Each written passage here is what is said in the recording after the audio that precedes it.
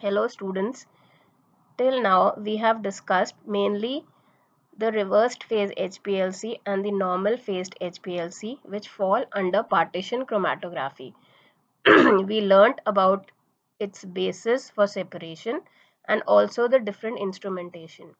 But depending on your analyte and depending on your sample, those type of HPLC might not be as appropriate as the other types might be. So it is always good to get an idea of the kinds of other instrumentation and other instrumental techniques which are available. And all these which we are going to discuss fall under the different types of HPLC. So first is adsorption chromatography. Its principle is very simple. It separates solutes based on their adsorption to underivatized solid particles. That means we had seen in reversed phase HPLC how we had used bonded phased packing which comprised the stationary phase. But here simple silica particles or simple alumina particles form the basis of the stationary phase. So it is similar to gas solid chromatography, and the same material which is used as a support material is used as a stationary phase. The principle of separation is also very simple, and the solute molecules just get adsorbed on the surface of the stationary phase. Now, what are the advantages of this chromatography? We use this chromatography to retain and separate some compounds that cannot be separated by other methods. Example is separation of geometrical isomers. But what are the disadvantages? The disadvantages include a very strong retention of some solutes. This may cause catalytic changes in solutes, and the solid support may have a range of chemical and physical environments. Also, the peaks can be non-symmetrical and the retention times can be variable. So as you can see, the stationary phase may be either polar in nature or non-polar in nature. For example, silica is slightly acidic, alumina is slightly basic. So these are polar stationary phases, while charcoal is non-polar. So depending on the analytes which you are going to separate, you will use either a polar acidic or a polar basic uh, stationary phase or a non-polar stationary phase. Now, if you use a polar stationary phase, obviously the polar molecules or polar analyte molecules will stick to the stationary phase. So after that, you can elute it with a weak mobile phase, which is a non-polar solvent. Now, what will this weak mobile phase or a non-polar solvent do? It will elute out all the non-polar components of the sample. Whereas to remove the polar components which have stuck to the stationary phase, you will be using a strong mobile phase, which will be a strong polar solvent. Okay. And for non-polar support, the weak mobile phase will be a polar solvent, which will first elute out all the polar compounds, and the strong mobile phase will be a non-polar solvent to remove the non-polar molecules which have stuck to the non-polar stationary phase. So in fact, the first example is similar to normal phase HPLC, and the second example is similar to reversed phase HPLC. So where do we use this adsorption chromatography? It is basically used for purification of synthetic organic compounds from reaction mixtures. So if you are carrying out a reaction and you have got different products coming out from that reaction, you can use this adsorption chromatography to separate those products. It is also used to separate geometrical isomers. Next, we come to the size exclusion chromatography. As we know, the size exclusion chromatography separates molecules according to differences in their size or molecular weight. Hence, it is also known as molecular exclusion chromatography. Now here, the stationary phase is a porous polymer matrix. Porous means it has got pores or it has got really tiny holes. So this is made up of cross-linked polystyrene. So this is a polymer, or cross-linked dextran or polyacrylamide gels. And this porous polymer matrix has a range of pore size. Now what happens? These pores are filled with the solvent which is to be used as the mobile phase. Okay, so you have this porous polymer matrix which acts as the stationary phase, and you fill the pores first with the mobile phase. And then what do you have to do is that you have to pump the molecules of the sample. I mean, you have to pump the sample through these columns. Okay, so molecules which have a size, for example, these yellow molecules. So these are larger in size. So these, they are not able to enter the pores and they are eluted out in the first phase. Okay, while the smaller molecules, they can enter the pores. These pink molecules can enter the pores. So they come and get lodged inside the pores. So first, when you pump the mobile phase out, firstly you will elute the larger molecules, then the next size molecules, and then the smallest molecules. Okay,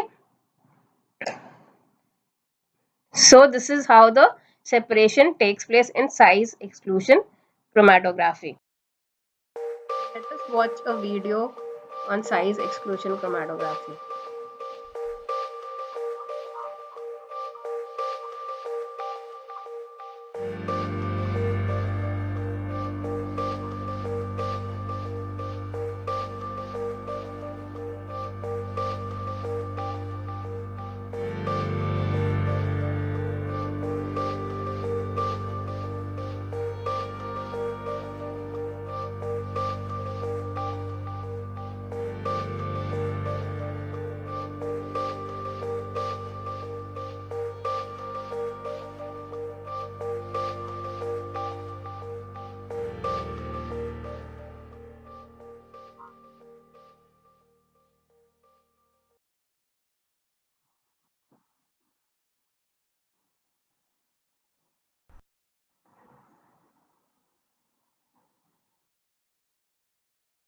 In most of the HPLCs which we have studied, we require a weak or a strong mobile phase to elute out the analyte ions.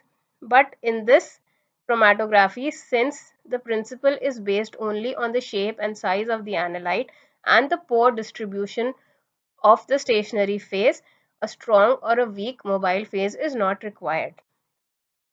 Now this chromatography can be of two types: gel filtration and gel permeation. The only difference is that in gel filtration an aqueous mobile phase is used, whereas in gel permeation an organic mobile phase is used.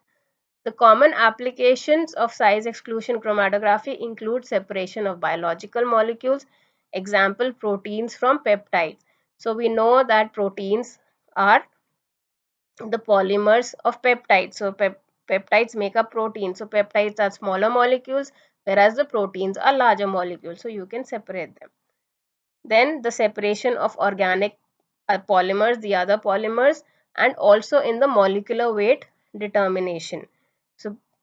So basically, this kind of chromatography is based either on the size or in the molecular weight.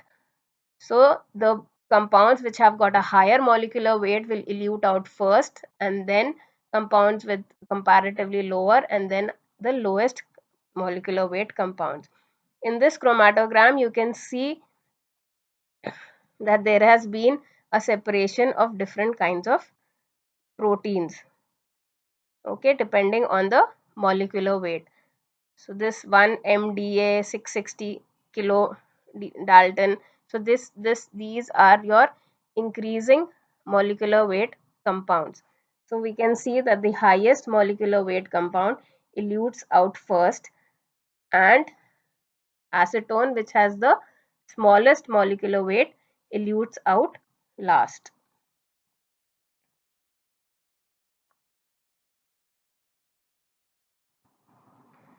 The next chromatography is affinity chromatography. This is basically used for separation of biological molecules. And why is it used for biological molecules? Because the principle of this separation is based on the specific interaction between two molecules. And this specific interaction between two molecules is basically an interaction which is biological in nature.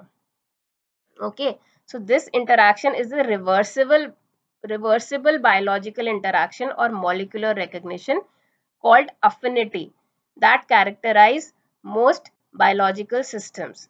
हमारे अंदर जो systems होते हैं, जो हमारे अंदर इतने सारे reactions होते हैं cells में, तो उस basis पे ये chromatography जो है वो बनाई गई है. तो क्या क्या specific biological interactions हो सकते हैं? The specific interactions can be an enzyme and a substrate, between an enzyme and a substrate, between any receptor and a ligand, between any protein and nucleic acid, between any antigen and an antibody. So basically you can see that this is the matrix, which is the support material. ये spacer arm है, जो ये red वाला है spacer arm है, और इसमें एक लिगैंड अटैच्ड है. So this ligand is that specific thing which will attract the other molecule. So for example, in this, these are the components to be separated. So your blue molecule will come and fit into this ligand, while the others will not fit. So if this is an antigen, then this might be an antibody. So if you want to separate antibodies from other compounds, you can use this method. So what are the different components of affinity chromatography? First is the matrix. The matrix is an inert support to which a ligand can be directly or indirectly coupled. So affinity chromatography is carried out in a column which is filled with the supporting material or the matrix. The matrix should be chemically inert, it should exhibit good flow properties, and should have sufficient functional groups for the covalent binding of the ligand. So basically जो आपका column है, it will be filled first with the matrix. The matrix is a inert substance, inert column, जिसमें आप अपने ligands attach करेंगे. तो उसकी जो properties होनी चाहिए वो chemically inert होना चाहिए. It should not react with the ligand or the other spacer arm. It should exhibit good flow properties, and it should have sufficient functional groups so that the functional groups can get attached to the ligand. It can covalently bind with the ligand. So examples include agarose, cellulose, polyacrylamide gel, polystyrene, etc. The second component is the spacer arm. The space matrix is attached with the spacer arm, which is usually made up of a CH2 group. So spacer क्या है कि जो matrix से ligand attach हो रहा है वो directly attach नहीं हो रहा है, it is getting attach through a spacer arm. Okay, क्योंकि अगर वो स्पेसर आर्म से नहीं यूज करेंगे तो हो सकता है there might be a reaction between the ligand and the functional group of the matrix. So it prevents the non-specific interaction of the ligand with the matrix itself. And the most important thing is the ligand. The ligand क्या है? It refers to the molecule that binds reversibly to a specific target molecule. So आपको जिस target molecule को separate करना है तो उसी तरह का आपको ligand लेना पड़ेगा so that it can come and get attached to that ligand. So this is immobilized in the column. Immobilized means it does not move in the column, so it is already present there. And this is also known as the affinity ligand or the immobilized binding agent, because this is the main thing which will bind your target molecule. Okay, so once your target molecule has got attached to the ligand, how do you elute it out? So there are two ways to do the elution. One is biospecific elution and the other is non-specific elution. So here we can see in the diagram, this is the ligand and this is our target molecule. So it goes and gets attached on the ligand. Now to elute it, if you are using biospecific elution, then what do? You send some molecules in the mobile phase in the eluting agent, which they will either go and bind on this ligand site and replace the target molecule, or it will go and bind to the target molecule, and by doing so it will get detached from the original ligand. So basically there is a competition of these molecules to either get attached to the target molecule in this place or to get attached to the ligand. So this is known as biospecific elution. The other way is to change the reaction conditions. So if, for example, if you change the pH of the solution, then this will not bind the way it has bound to this ligand, so it will get displaced from there and then it will elute out. So basically you will disrupt the reaction or disrupt the bonding between the ligand and the target molecule by changing the conditions of of the reaction mixture, or and one way of doing it is by changing the pH. So this has been shown in this diagram or in this graph also, where here you start sample application and then the sample gets adsorbed and the unbound material is washed away, and then you elute by changing either the buffer or by eluting with a specific biological molecule, and then your target molecule elutes out and it is shown in the form of a peak. So basically the application of this affinity chromatography is mostly to isolate, or it is used where biological molecules are used. So you can purify enzymes, proteins, peptides, nucleic acids, or isolate cells and viruses, or you can have specific other analysis and a study of biomolecular interactions. So let us see a Hey video everyone, quick which biochemistry explains basics here. affinity Let's talk chromatography about quite affinity well. chromatography. Affinity chromatography is a chromatography technique in which separation occurs based on the specific interaction between the two molecules. This specific interaction can be between enzyme and a substrate, receptor and a ligand, protein and the nucleic acid, etc.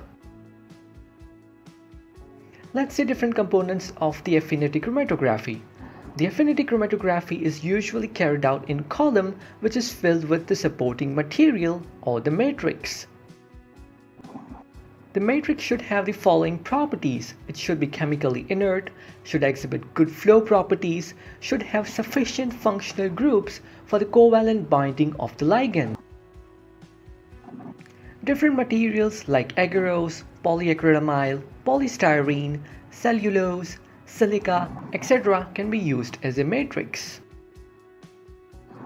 The matrix is attached with a spacer M, which is usually made up of CH2 group. The presence of spacer prevents the non-specific interaction of the ligand with the matrix itself. Let's see the working of affinity chromatography. When the mixture of different molecules is passed through the affinity column, only the molecule that have specific affinity for the ligand binds the ligand. The other molecules are washed away. Next, to disassociate the molecule of interest from the ligand, a buffer with different ionic strength or pH is passed. This finally releases the molecule of interest from the ligand and the molecule is obtained in the pure form. The molecule of interest can also be detached from the ligand by using a competitive inhibitor. The competitive inhibitor can further be removed by dialysis or by changing the pH or the ionic strength. Let's see different examples of ligand and the molecule of interest that can be purified with affinity chromatography. AMP can be used for the purification of NAD-dependent dehydrogenase and some kinases. ADP can be used for the purification of NADP-dependent dehydrogenases. Calmodulin for the purification of calmodulin binding enzymes. Avidin can be used for the purification of biotin containing enzymes. Metals such as nickel can be used for the purification of proteins that have a histidine tag. Lysine can be used for the purification of rRNA.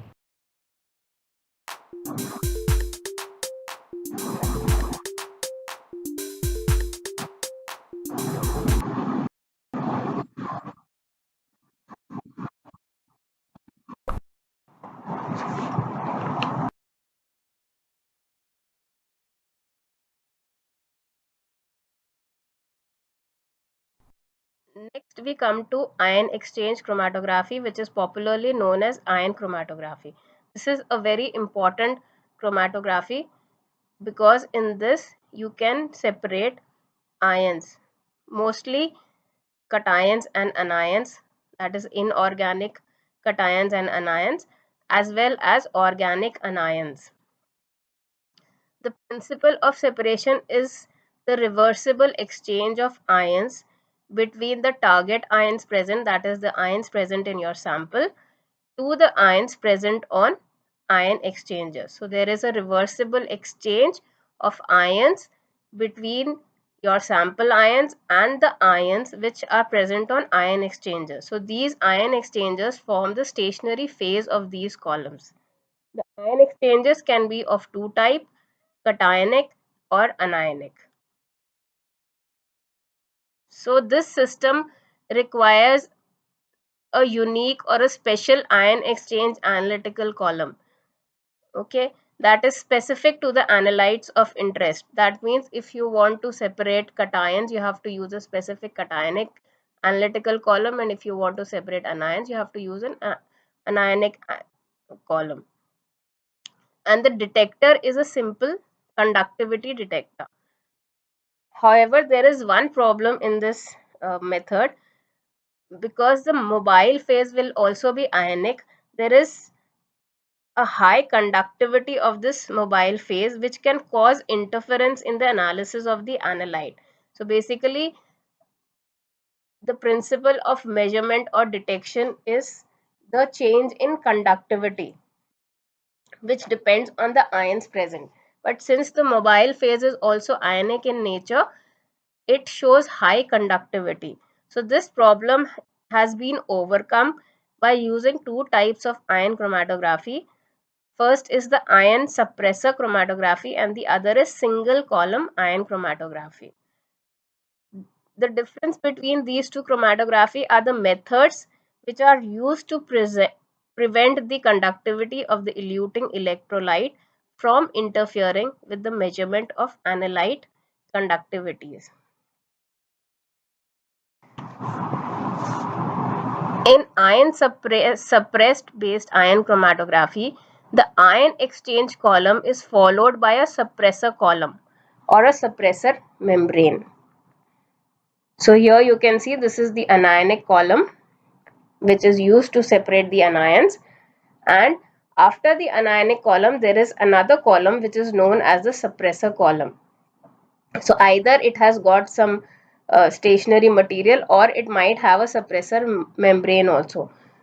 So the role of this suppressor column is to suppress the high conductivity of the mobile phase or the eluent and convert, we will see a reaction and convert the eluent into a non-ionic species so that it doesn't interfere with the separation and detection of the anions which we are actually trying to separate.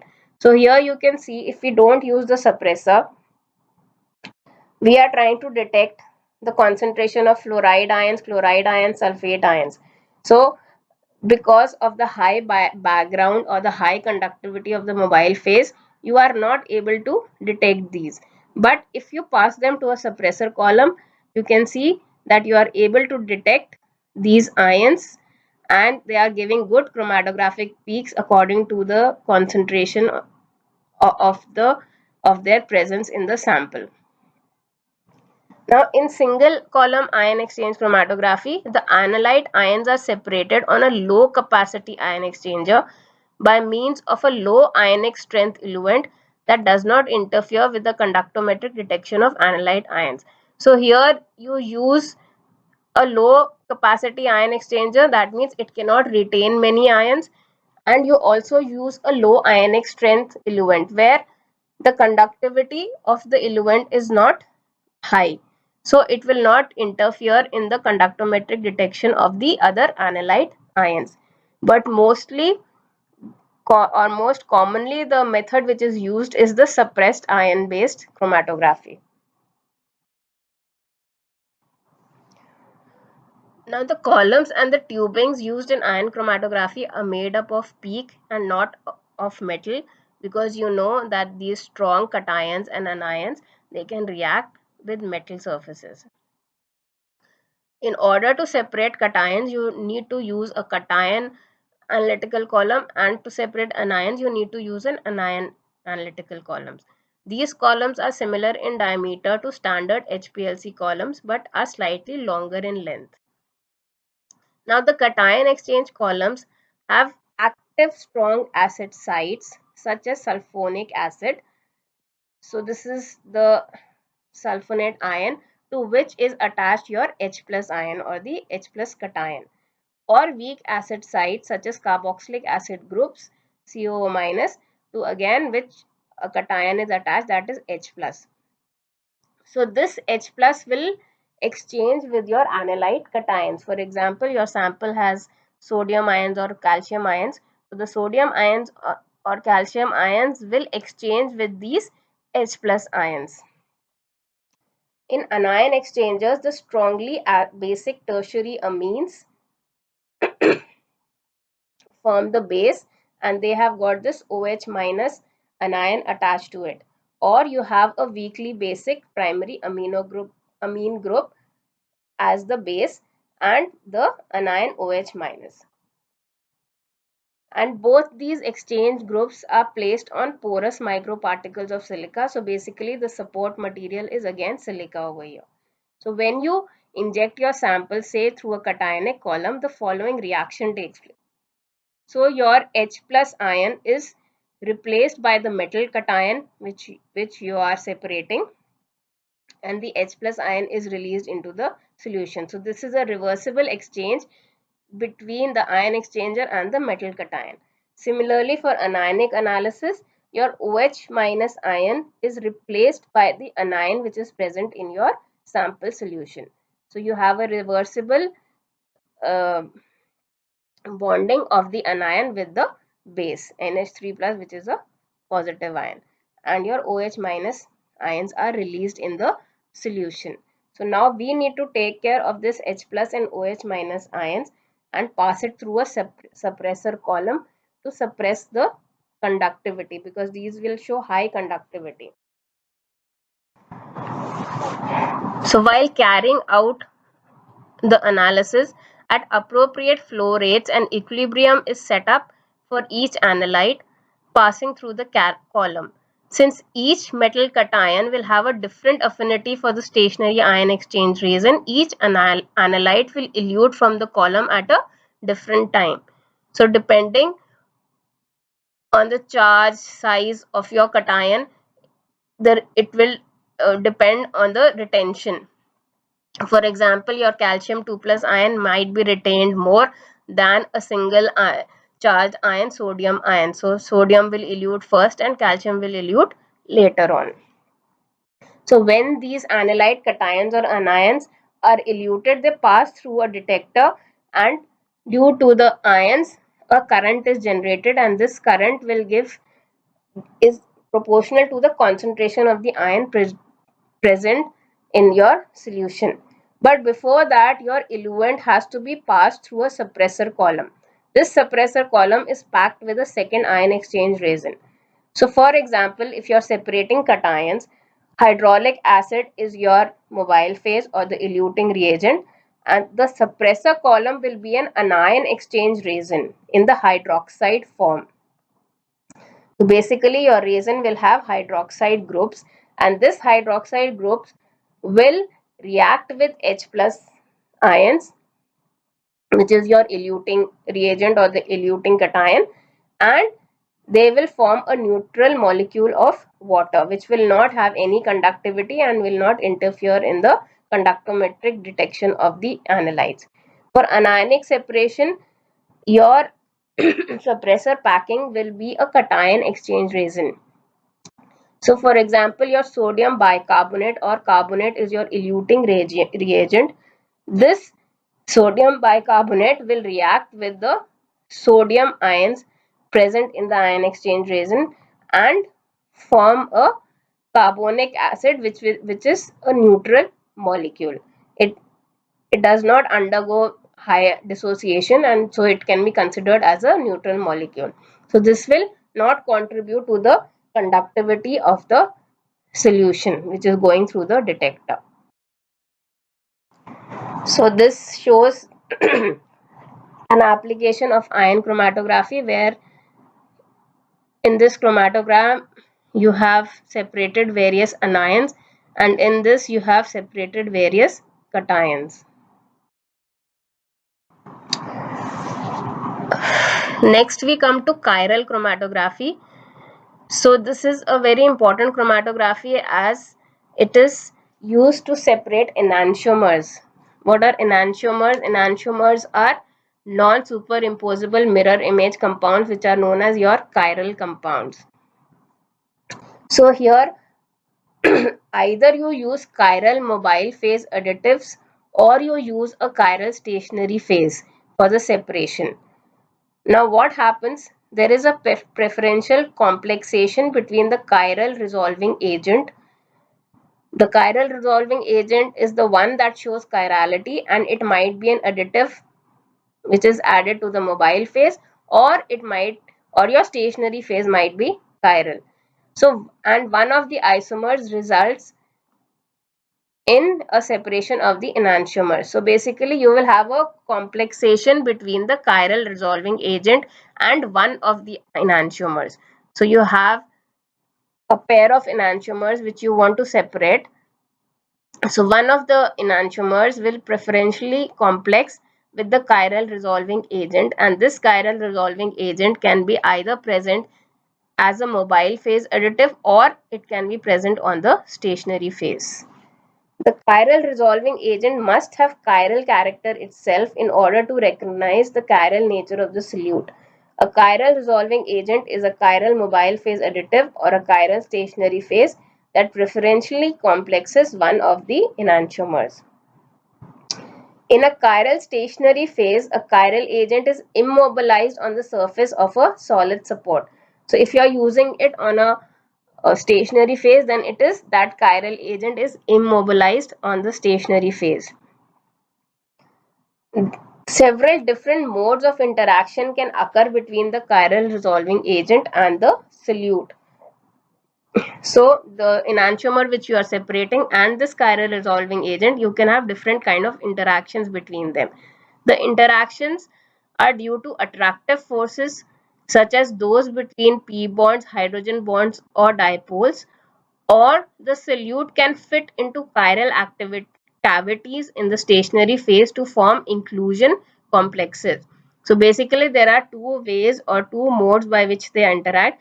Either they have attractive forces or they form a bond, a reversible bond, say which happens between two p bonds or hydrogen bonds or dipoles, or the solute goes and fits into the chiral cavities in the stationary phase, and then this is known as an inclusion complex. So no matter what the mode or the mode with which this separation takes place, the ability to separate these very closely related compounds is of extreme importance in many fields. Now this figure shows the separation of a racemic mixture of an ester on a chiral stationary phase. So there is an excellent resolution between the R and S enantiomers.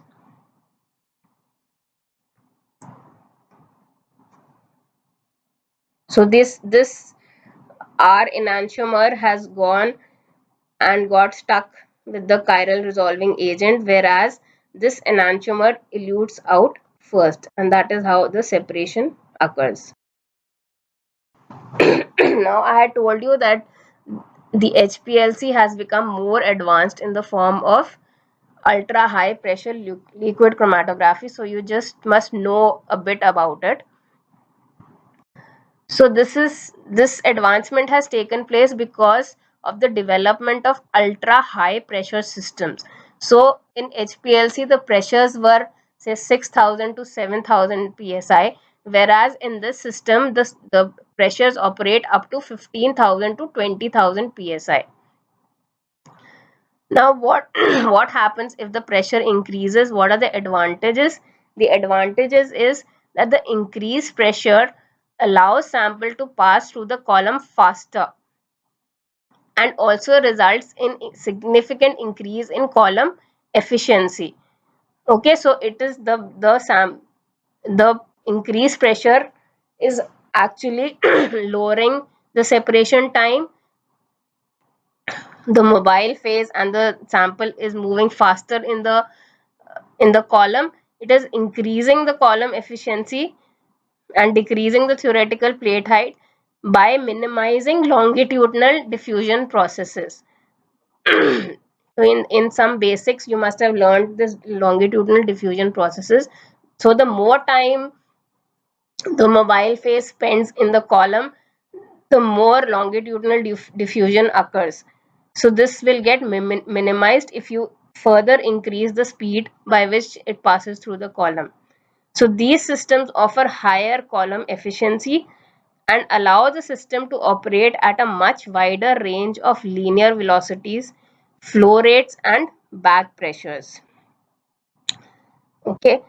Then nano bore sized column. Nano bore size means really small columns. These offer 95% decrease in solvent use and it can interface well with mass spectrometers. When we were studying about the mass spectrometer detector, we came to know that there is some problem in between the interface of mass spectrometer with the HPLC system, since the output of an HPLC system is liquid rather than gas. But this is solved in this kind of chromatography when you use nano bore sized columns. In fact, research and development is further taking place so that systems can be developed which can operate at 1 lakh psi and yield even greater column efficiencies.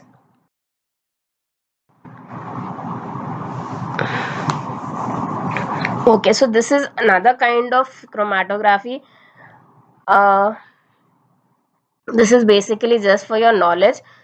So you you must know what are the advancements being in MSc, and probably you will be going ahead and doing research or joining some laboratory anywhere or doing further PhD. So you must know the latest techniques which are there. So that is why I wanted to mention this. This is known as supercritical fluid chromatography. Now, what is a supercritical fluid? A liquid turns into a supercritical fluid when its temperature rises above the critical temperature. So the critical temperature is a temperature where it can no longer exist as a liquid no matter how much pressure is applied. Okay. So we know that if you apply pressure to a gas, it turns into a liquid. But at a certain temperature where that liquid can no longer exist as a liquid, even if you apply pressure, that is known as your supercritical, then it becomes a supercritical fluid. Now, supercritical fluids exist in a state between a liquid and a gas, and thus they have the advantage that they have the penetration abilities of a gas and the dissolving power of a liquid. So it has got abilities of both the gas and the liquid.